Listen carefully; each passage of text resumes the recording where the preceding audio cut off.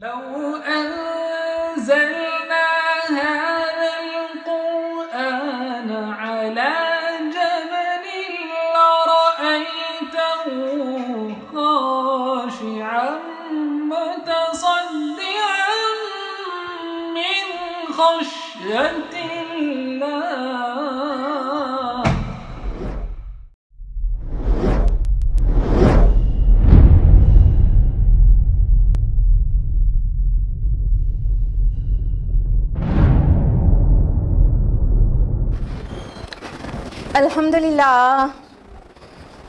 الحمدللہ وحدہ والصلاة والسلام علی من لا نبی بعدہ واعوذ باللہ من الشیطان الرجیم بسم اللہ الرحمن الرحیم یا ایہا الناس قد جاءتکم موعظۃ من ربکم وشفاء لما فی الصدور وہدی ورحمۃ للمؤمنین.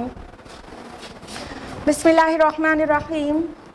رب اشرح لی صدری ویسر لی امری واحلل عقدۃ من لسانی یفقہوا قولی. میرے عزیز سامعات، آپ سبھی کا درس قرآن مجید میں تہہ دل سے خیر مقدم ہے. السلام علیکم ورحمۃ اللہ وبرکاتہ.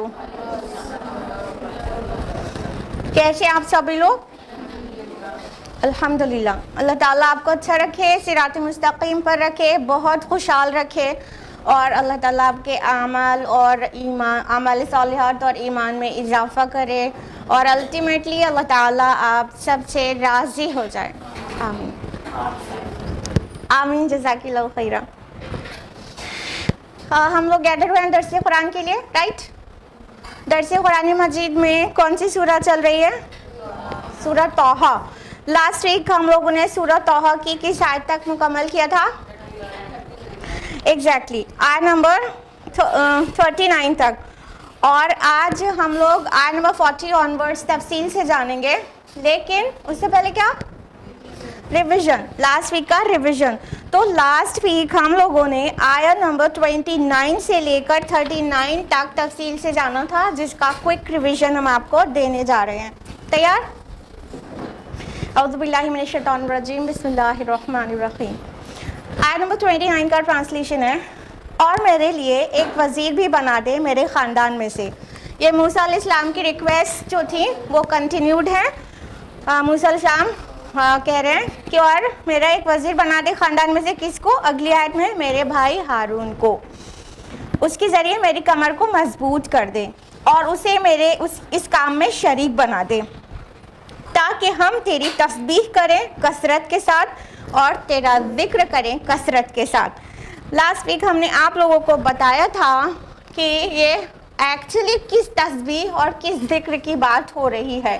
کسی کونے میں بیٹھ کے اور دائرہ کھینچ کے کسی تسبیح اور ذکر کی بات نہیں ہو رہی ہے، بلکہ میدان میں آ کر سرکش ظالم بادشاہ فرعون کے دربار میں اللہ تعالیٰ کی وحدانیت کا بیان کرنا اور دین اسلام پیش کرنا، اس ذکر اور تسبیح کی ایکچولی بات ہو رہی ہے. آیت نمبر 35 کا ٹرانسلیشن ہے، یقیناً تو ہمیں دیکھ رہا ہے. آیت نمبر 36 فرمایا، اے موسیٰ تمہیں عطا کیا گیا جو تم نے طلب کیا. تو موسیٰ علیہ السلام کے اوپر جیسے اللہ رب العالمین کی نوازشیں ہیں وہ دیکھتے ہی بنتا ہے. جو ریکویسٹ تھیں سب بس موسیٰ علیہ السلام ایک کے بعد ایک اپنی ریکویسٹ رکھتے گئے اللہ سبحانہ و تعالیٰ کے سامنے.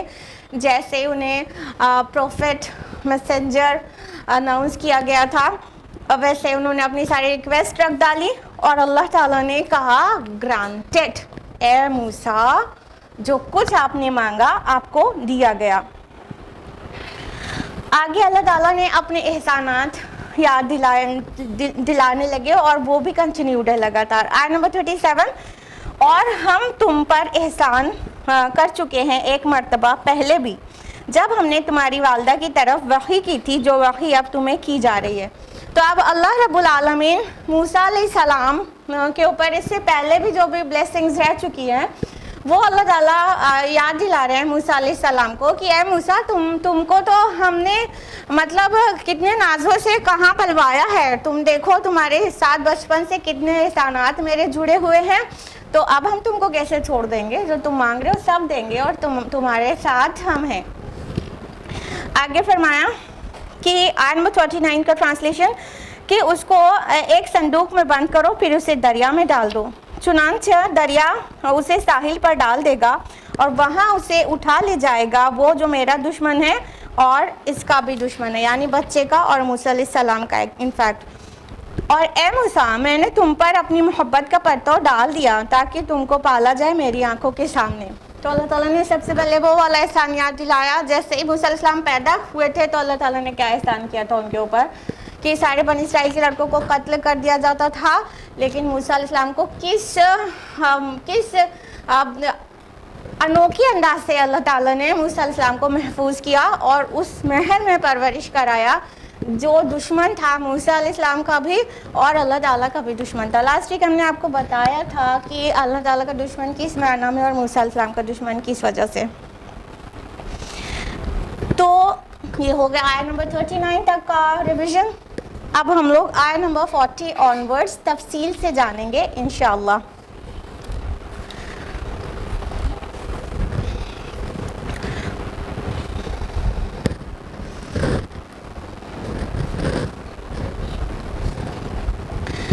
آیت نمبر 40 ہے اعوذ باللہ من الشیطان الرجیم بسم اللہ الرحمن الرحیم.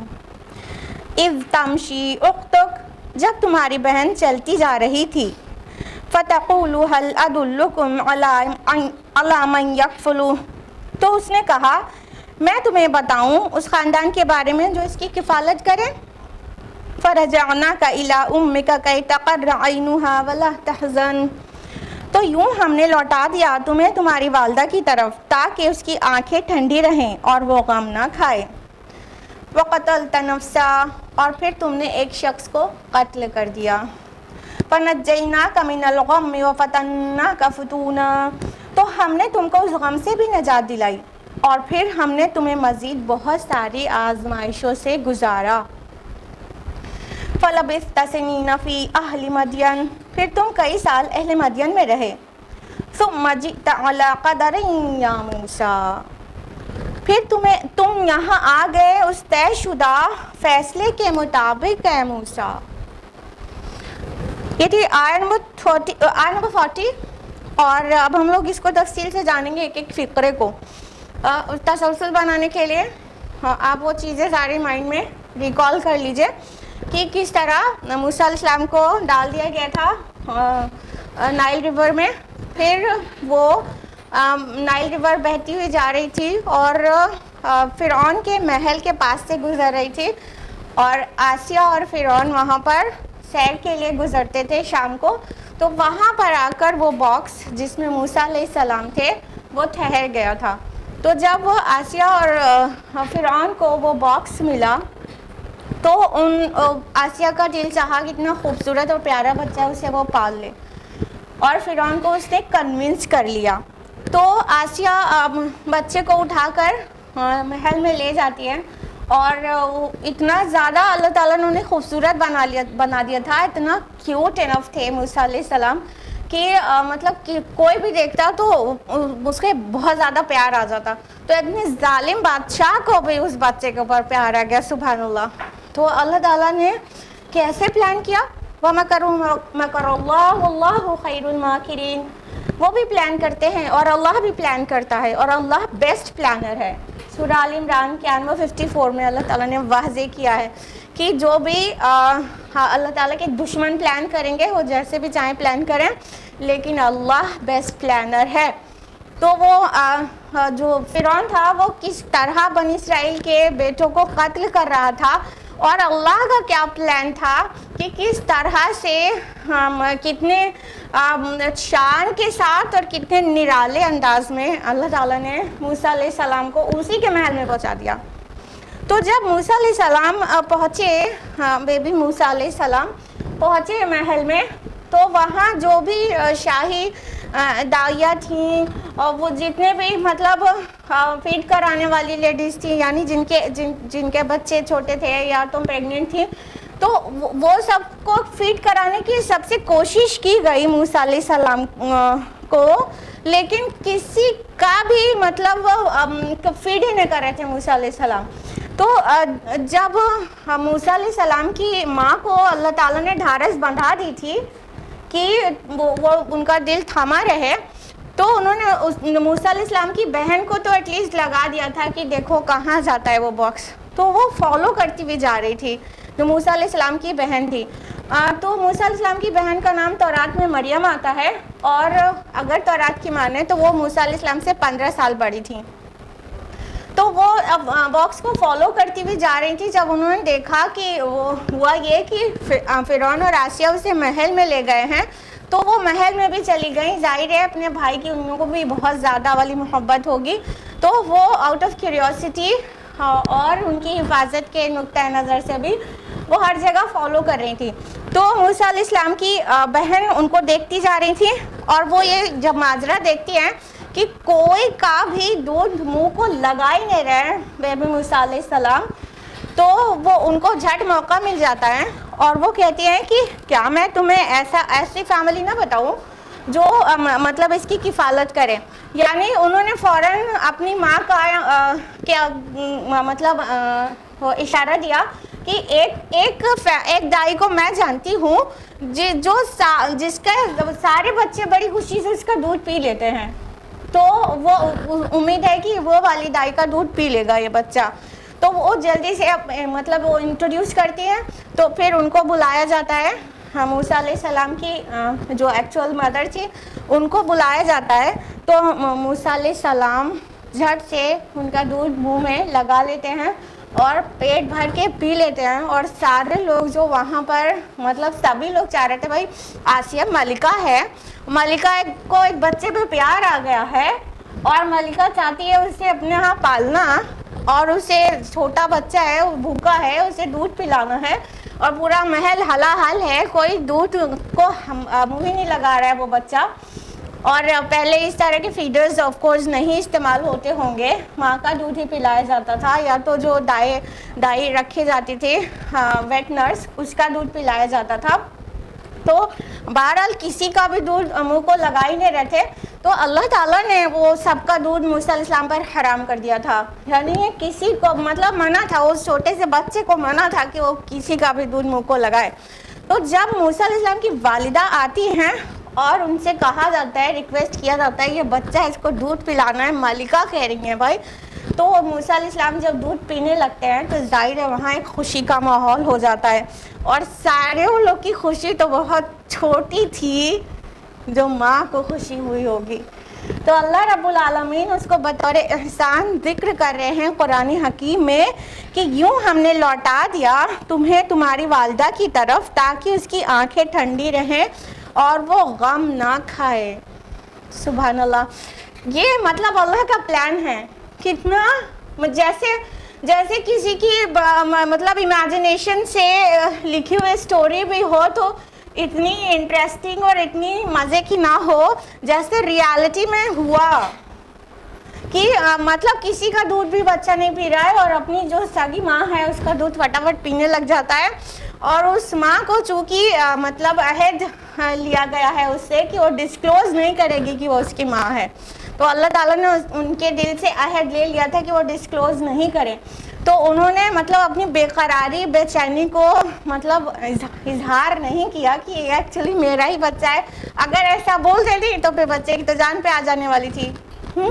تو وہ ان کی ماں نے ظاہر بتایا نہیں, ڈسکلوز نہیں کیا.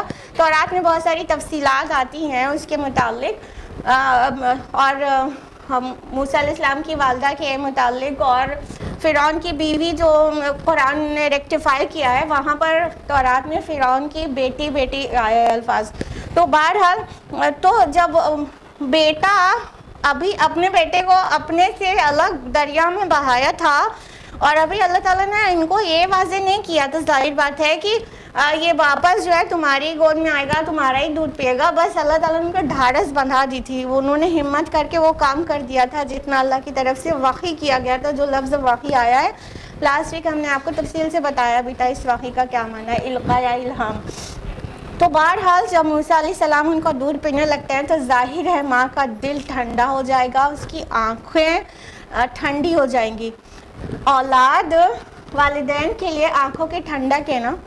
انفیکٹ ابراہیم علیہ السلام کی دعا بھی ہے جو کہ سورہ فرقان سورہ نمبر 25 آیت نمبر 74 میں ریکارڈڈ ہے، اور ہم سب کو یہ دعا کرنی چاہیے. ربنا ہب لنا من ازواجنا وذریاتنا قرۃ اعین واجعلنا للمتقین اماما، کہ اے ہمارے رب ہم کو ہماری اولاد اور ہمارے ازواج کی طرف سے آنکھوں کی ٹھنڈک نصیب فرما اور بنا دے ہمیں متقیوں کا امام. تو ایکچولی اولاد نا والدین کی آنکھوں کی ٹھنڈک ہوتے ہیں، coolness of eyes, comfort of eyes.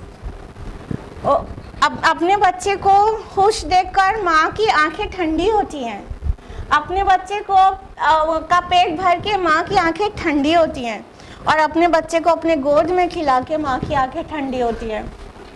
لہٰذا وہ ظاہر بات ہے کہ گود کے بچے کو اپنے سے الگ کرنا پڑ جائے تو کتنا ممتا کو کتنا بڑا مطلب جھٹکا لگے گا، کتنا بڑا غم لاحق ہوگا ایک ماں کو. اور پھر گود سے ابھی چھینا ہوا بچہ تھوڑی دیر میں پھر اپنی گود میں آ جائے تو کیسی خوشی ہوگی، کیسا جشن کا ماحول ہوگا دل کے اندر.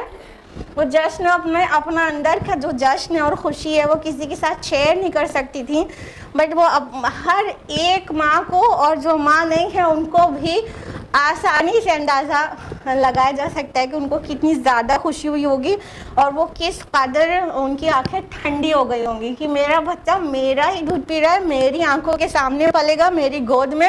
اور وہ چونکہ وہ ملکہ کی طرف سے یہ دائی مقرر ہوئی ہے تو اس کی نوازشیں اور اس کی اٹینشن بھی ان کے اوپر ہوں گی کہ مطلب وہ اتنا خاص بچے کو دودھ پلا رہے وہ.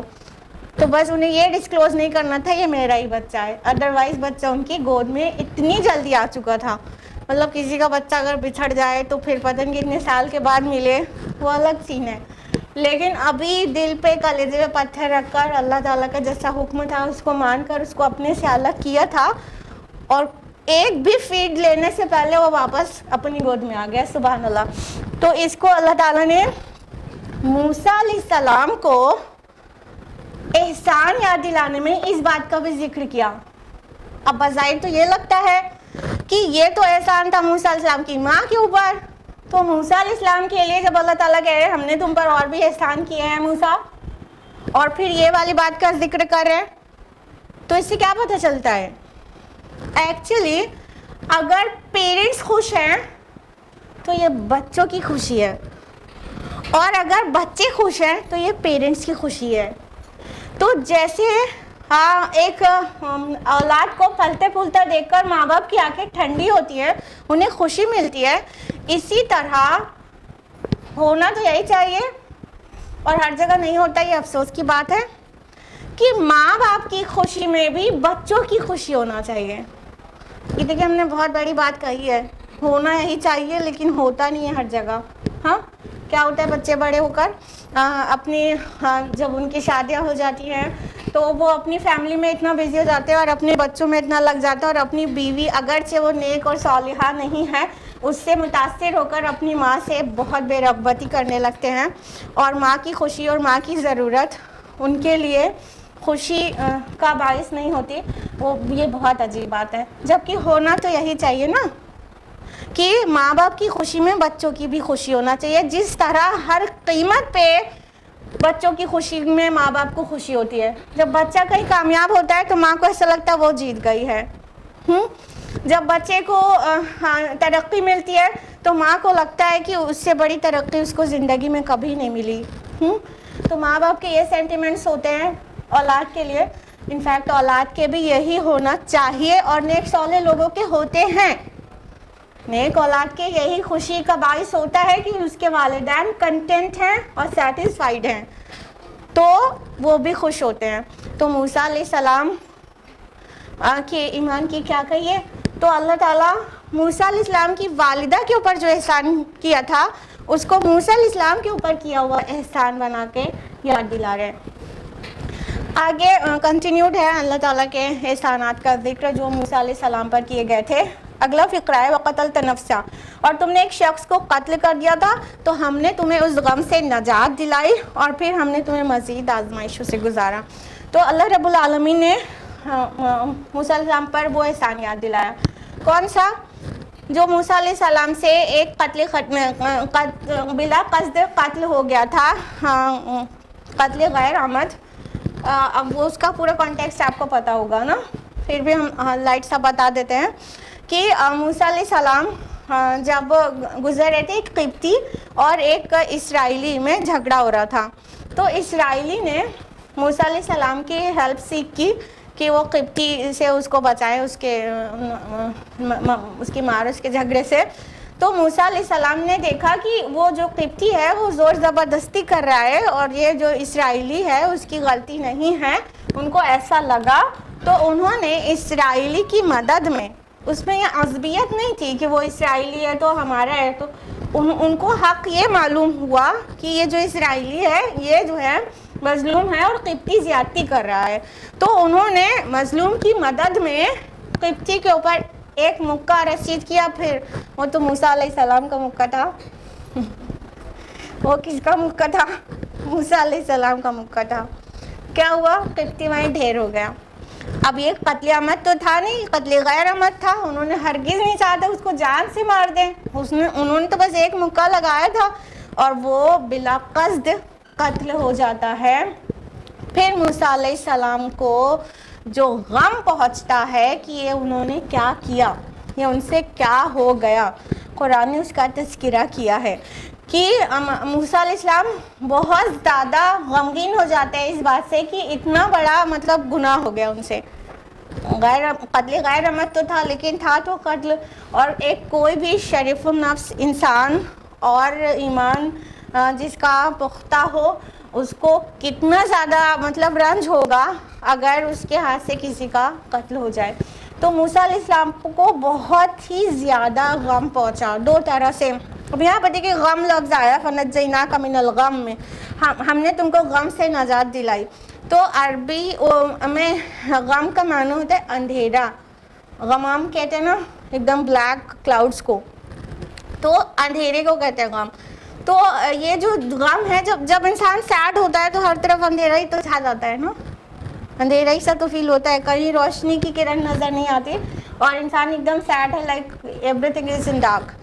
تو موسیٰ علیہ السلام بالکل اندھیرے میں چلے گئے تھے، مطلب اتنا غم میں ڈوب گئے تھے کہ ان سے کیا ہو گیا. تو ایک تو اللہ تعالیٰ کا خوف تھا جس بات کا انہیں تکلیف تھی کہ مطلب میں اپنے رب کو کیا منہ دکھاؤں گا، مجھ سے اتنا بڑا گناہ ہو گیا. اس کے لیے انہوں نے ریپینٹ کیا، اللہ تعالیٰ سے خوب توبہ کیا، خوب استغفار کیا اور اللہ تعالیٰ نے ان کی توبہ قبول کر لی.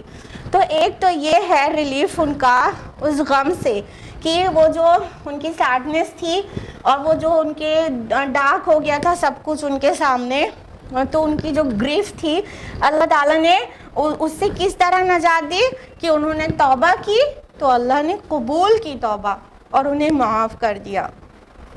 اور دوسرے ٹائپ کا جو غم تھا وہ کیا تھا کہ حکومت کی طرف سے وہ کسی مطلب چارج ان کے اوپر آ چکا تھا کہ ایک قبطی کا قتل ہو گیا ہے، اور موسیٰ علیہ السلام کیونکہ اتنا انصاف پسند اور شریف النفس انسان تھے ہی، ظاہر سی بات ہے، تو وہ جب بھی بنی اسرائیل کو دیکھتے تھے ظلم و ستم سہتے ہوئے تو ان کی طرف سے بولتے تھے اور ان کے اوپر یہ فرعون اور فرعونی لشکر جو بھی ظلم کرتے تھے اور ان کے ساتھ جیسا دوگلا برتاؤ کرتے تھے، جیسے بڑے بڑے مطلب جان لیوا مشقتیں ان سے لیتے تھے، تو اس کے خلاف موسیٰ علیہ السلام بولنے لگے تھے. اور پورے رعایا میں ایک مطلب یہ چرچا تھا کہ موسیٰ بڑا سائیڈ لیتا ہے بنی اسرائیل کا.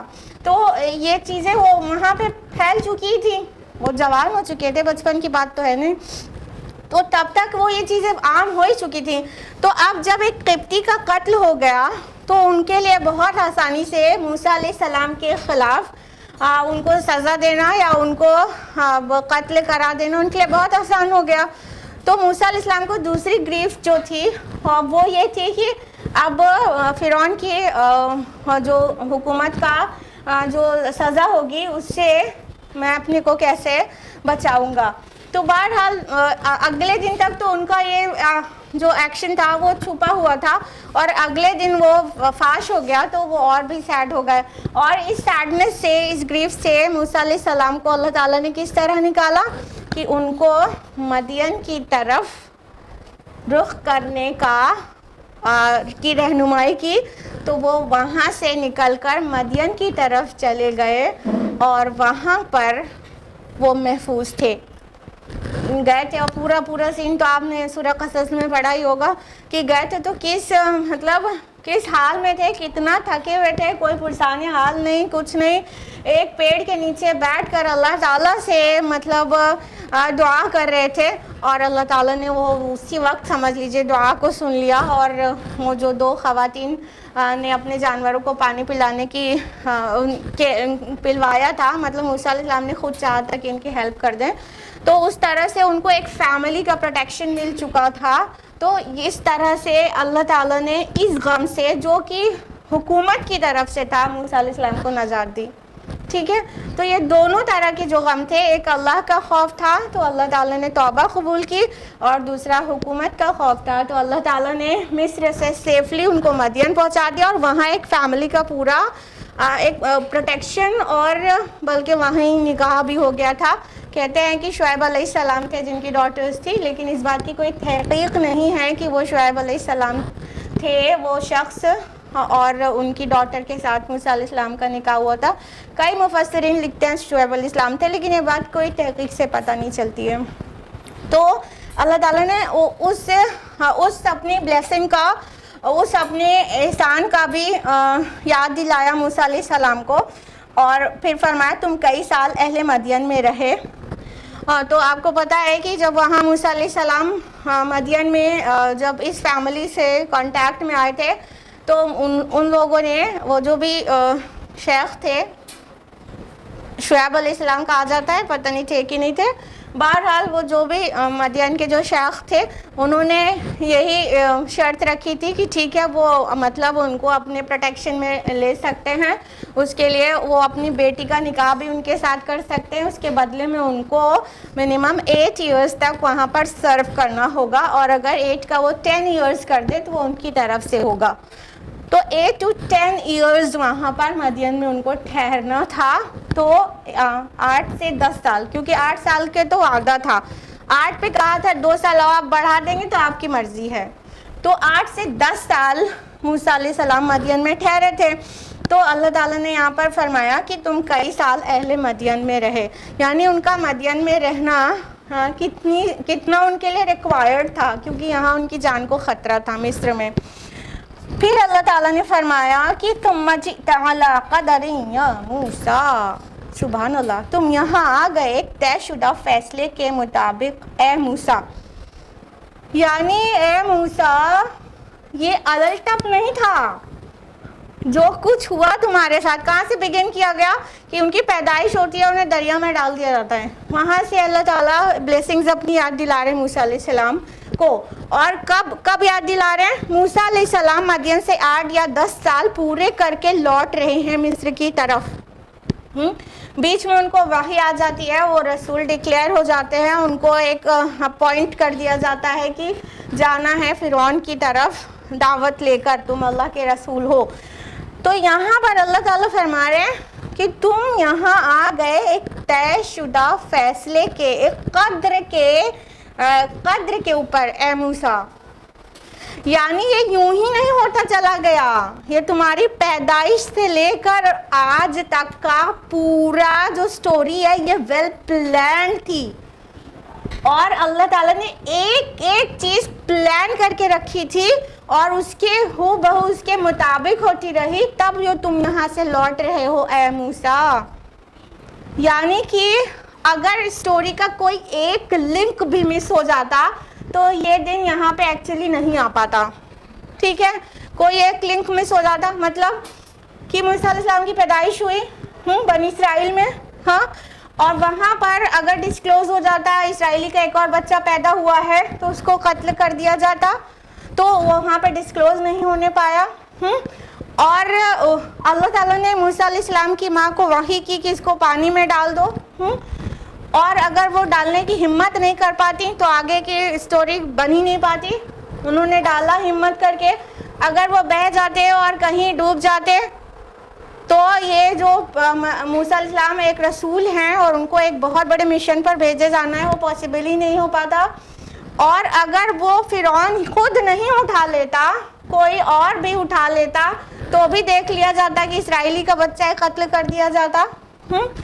اور اگر وہاں پر موسیٰ علیہ السلام کی جو دودھ پلانے والی کوئی اور ہوتی تو وہاں موسیٰ علیہ السلام کی ماں کو آنکھوں کی ٹھنڈک نصیب نہیں ہوئی ہوتی, اور اس طرح موسیٰ علیہ السلام کی ایسی شان سے پرورش نہیں ہوئی ہوتی. سبحان اللہ, کہاں تو اس کی جان کو خطرہ ہے کسی کی, اور کہاں محل میں اس کی پرورش ہو رہی ہے.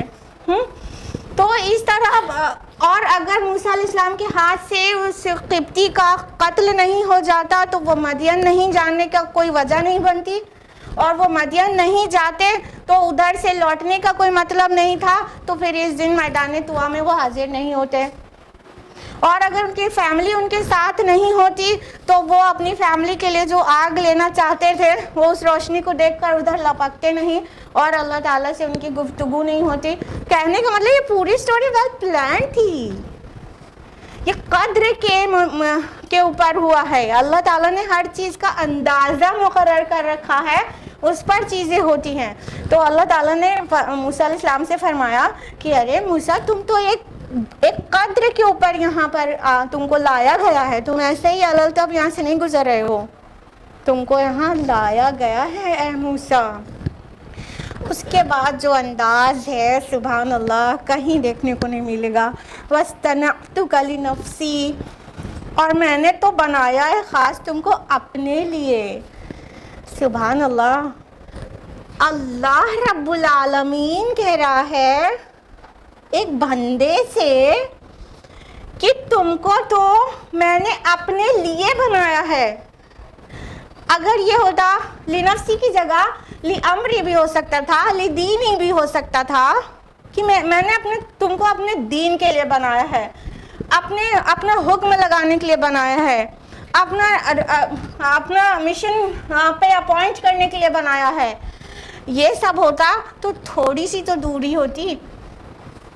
اللہ تعالیٰ موسیٰ علیہ السلام سے جو کام لینا چاہتے تھے اس کو یہ نہیں کہا کہ میں نے تم کو اپنے مشن کو پورا کرنے کے لیے بنایا ہے, میں نے تم کو اپنے دین کی خدمت کے لیے بنایا. یہ سب تھوڑا اس سے چھوٹے ڈگری کی باتیں ہوتی. اللہ تعالیٰ انتہائی محبت کے ساتھ, کہا تو نا لاڈلے ہیں موسیٰ علیہ السلام, اتنے لاڈ سے پیار سے فرما رہے وَاسْتَنَعْتُكَ لِنَفْسِي, we have manufactured you O Musa for me, for myself. وَاسْتَنَعْتُكَ آیا ہے, تم کو بنایا گیا ہے. اللہ تعالیٰ کہہ رہے ہیں میں نے تم کو مینوفیکچر کیا ہے, تم کو بنایا گیا ہے میرے لیے. کام تو تھا دین کا, دعوت کا کام کرنا تھا فرعون کے سامنے جا کے, تو یہ ایک بہت بڑا مشنری کام تھا اور بہت کریج ریکوائرڈ کام تھا.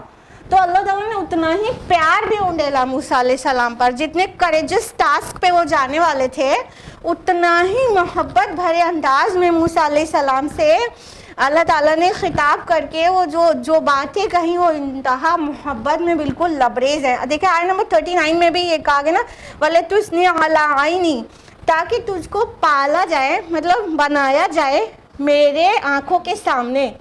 وہاں پہ بھی لِتُسْنِعَ آستانہ لفظ آیا ہے, مینوفیکچرنگ, میکنگ, بنایا جانا, اور یہاں پہ بھی آیا ہے تجھے بنایا گیا ہے خاص میرے لیے. سوچیے اللہ تعالیٰ کسی کو پہ اتنا پیار انڈیلے, سبحان اللہ, کیسے قسمت والا رسول تھا موسیٰ علیہ السلام, سبحان اللہ. آگے فرمایا آیت نمبر 42 میں اذهب انت واخوك بآیاتی ولا تنیا فی ذکری, جاؤ تم اور تمہارا بھائی میری ان نشانیوں کے ساتھ اور میرے ذکر سے سستی نہ کرنا. اب آ گئی مشنری بات.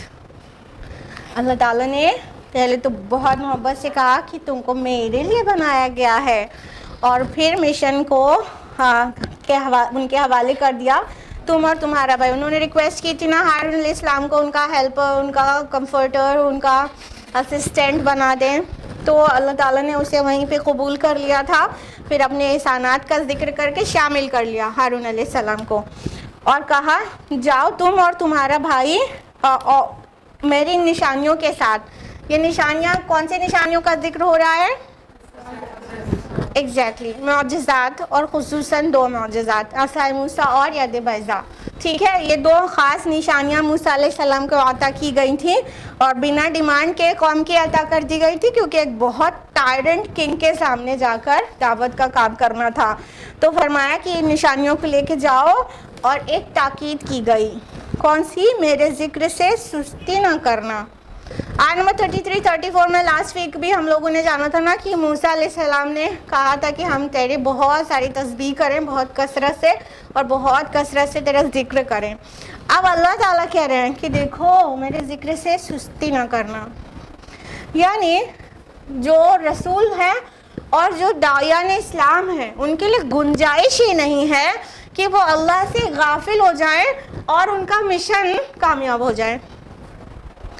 سب سے اہم بات یہ ہے کہ ہر داعی اسلام کو، رسولوں کی تو شان ہی الگ ہے، ان کو بھی کہا گیا، اور اسی وجہ سے داعیان اسلام کے لیے ہم کہہ رہے ہیں کہ یہ اتنے بڑے مشنری کام ہے یہ دعوت کا، اور اللہ تعالیٰ کو بھول کے کوئی سوچے کہ ہم یہ کام میں کامیابی حاصل کر لیں گے تو یہ بہت مضحکہ خیز بات ہوگی، بہت فنی. اللہ تعالیٰ کی یاد میں تھوڑی دیر بھی غفلت ایک داعی کے لیے مطلب مشکل کن ہو سکتی ہے.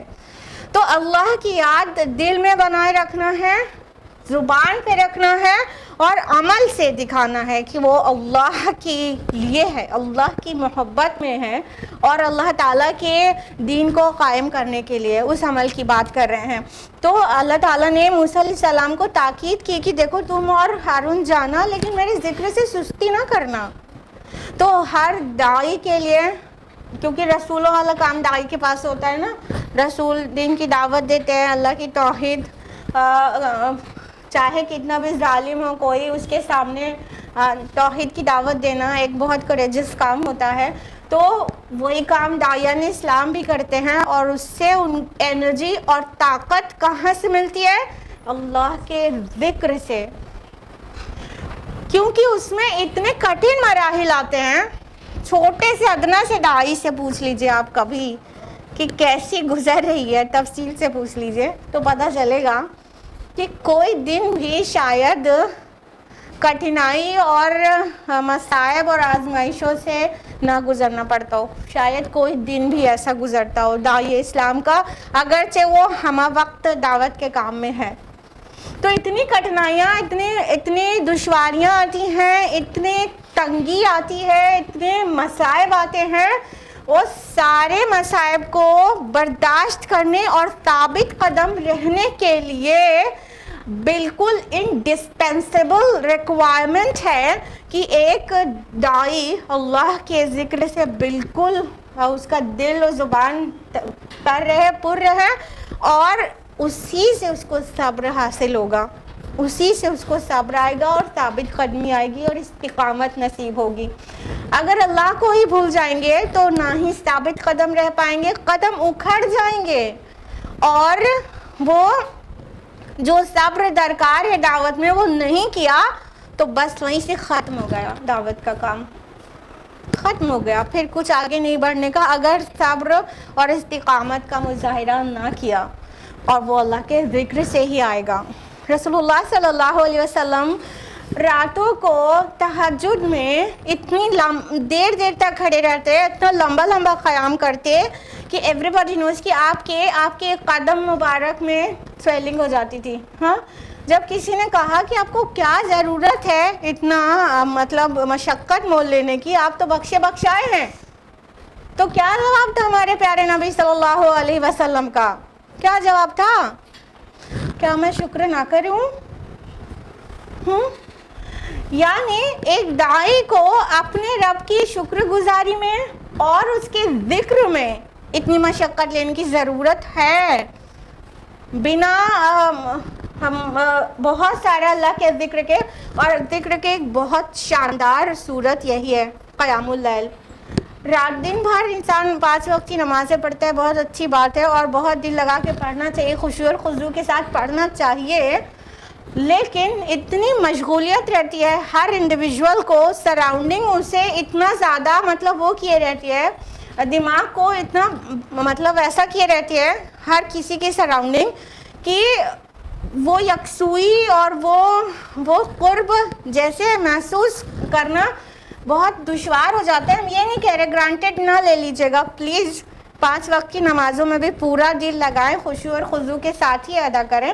لیکن مشغول رہتا ہے انسان تو اس میں کہیں نہ کہیں مائنڈ بہت زیادہ یکسوئی نہیں حاصل ہو پاتی دماغ کو.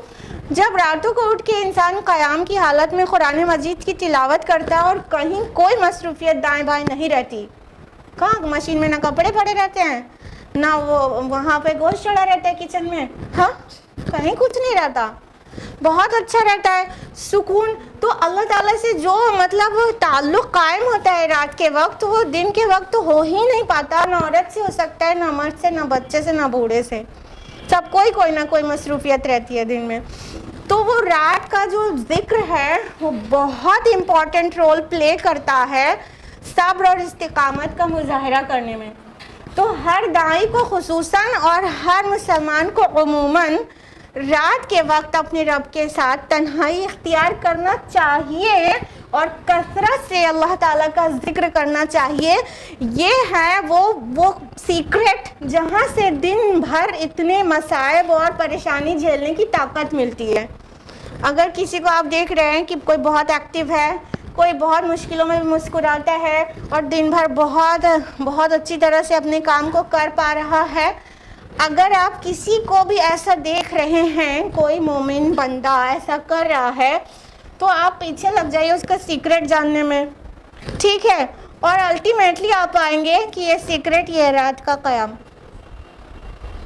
مطلب ہائی چانسز یہی ہیں کہ آپ کو وہ سیکرٹ ملے گی رات کے قیام کی، کہ طاقت وہاں سے ملتی ہے، انرجی وہاں سے ملتی ہے، اور ثابت قدمی وہاں سے آسان ہوتی ہے، صبر وہاں سے آسان ہوتا ہے رات کے قیام سے. ہم نے جانا ہے کسی کے بارے میں تو اس لیے ہم آپ کو بتا رہے ہیں. آپ لوگ بھی کوشش کیا کریے، اگر آپ کو کوئی بہت انرجیٹک اور بہت ایکٹیو اور بہت دن کا جذبہ اور کام کرتا ہوا نظر آئے تو پوچھا کریے کیسے ممکن ہوتا ہے. ہم لوگ تو ذرا سے میں تھک جاتے ہیں، ہم لوگ تو ذرا سے میں ناصبرے ہو جاتے ہیں.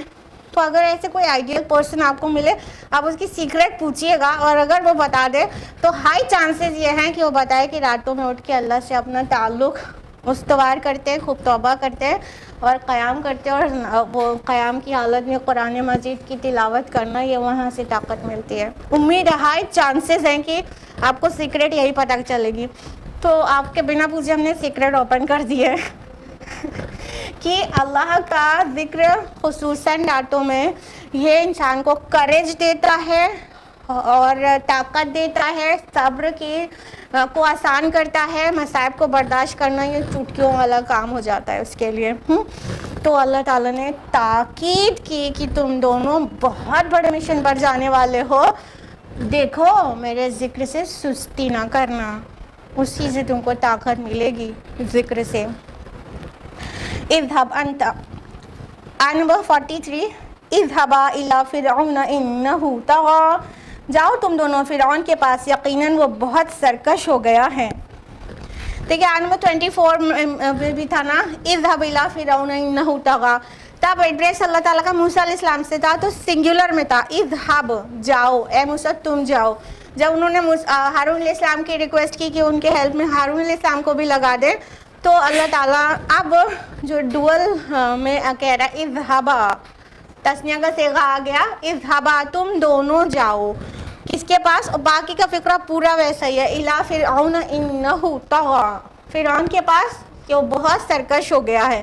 پھر سارے ریکویسٹ کی، پھر اللہ تعالیٰ نے ریکویسٹ قبول کر لی، پھر اس کے بعد اللہ تعالیٰ نے اپنی نعمتیں یاد دلائیں، پھر اس کے بعد پھر آ گئے مشن پر کہ تم کو اس لیے بنایا ہے کہ تم کو فرعون کے سامنے جا کر یہ کریجس کام کرنا ہے، یہ کریجس ٹاسک تمہارے ذمے ہے. اور تم دونوں جاؤ, میرے ذکر سے سستی نہ کرنا, اور جاؤ فرعون کے پاس, اس نے بہت سرکشی اختیار کر لی ہے, وہ حد سے گزر رہا ہے. فَقُولَ لَهُ قَوْلًا لَيِّنًا لَعَلَّهُ يَتَذَكَّرُ أَوْ يَخْشَىٰ, تو دیکھو اس کے ساتھ نرم بات کرنا, شاید کہ اس طرح وہ سوچے یا ڈرے. اب یہاں بہت بڑی ٹیچنگ ہے, بہت بڑی. کیا کہا جا رہا ہے؟ پریویس آیت میں آیت نمبر 43 میں واضح کیا گیا کہ فرعون بہت بڑا سرکش ہے. انہو طغیٰ, اس نے طغیانی اختیار کی ہے, وہ بہت ظالم ہے, بہت سرکش ہے, وہ حدوں کو پار کر چکا ہے اپنے ظلم کی. اور اگلی آیت میں کہا جا رہا ہے جاؤ اس کے ساتھ نرمی سے بات کرنا, اور شاید کہ وہ سوچے سمجھے ڈرے. کتنی عجیب بات ہے, اتنے بڑے سرکش اور ظالم کے پاس بھی بھیج کر اللہ تعالیٰ تاکید کر رہے ہیں, اے موسیٰ ہارون کے ساتھ جانا تو نرمی سے بات کرنا فرعون سے. سوچئے کہ کوئی اتنا ظالم ہو اور اس سے بھی نرمی سے بات کرنے کے لیے کہا جائے تو ایک داعی کو کیا ٹیچنگ ملتی ہے, باقی لوگوں سے کیسے بات کرنی چاہیے. تو یہ جو نرمی سے نصیحت کرنے کا جو طریقہ ہے وہ آلموسٹ سب کے اوپر اثر انداز ہوتا ہے, آلموسٹ سب کے اوپر. ایکسیپشن تو ہمیشہ ہر کیس میں ہے. جس نے اپنی فطرت کو مسخ کر دیا ہے پوری, اور اس کی فطرت کی کوئی آواز ہی باہر نہیں آتی, تو ایسے انسان کو اوپر تو کوئی داعی تو کیا کوئی رسول کا بھی دعوت اثر نہیں کرتی. تو وہ کچھ تو ایکسیپشنز رہیں گے ہی, لیکن اگر نرمی سے کوئی بھی بات کسی سے بھی کہی جائے تو بہت بڑا حصہ انسانیت کا وہ نرمی سے کہی ہوئی بات کو پسند کرتا ہے. ماننا نہ ماننا بات کی بات ہے, لیکن ایٹ لیسٹ جو کہنے والا ہے اس کی بات کو پسند کیا جاتا ہے. اور جب پسند کیا جانا سب سے پہلی شرط ہے نا کہ سوچے گا اس کے بعد. جو آپ دعوت فکر دے کر آئیں گے, اگر ڈھیلا مار کے دیا ہوگا تو سوچنے کے دروازے آپ نے بند کر دیا.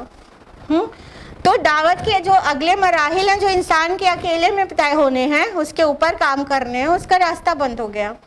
لیکن اگر نرمی سے کہی گئی ہے بات, تو اگر کوئی بھی سپارک موجود ہوگا ہارٹ میں تو وہ نرمی والی بات سے اسے اثر ہو سکتا ہے, اس کا پازیٹیو ریزلٹس آ سکتے ہیں.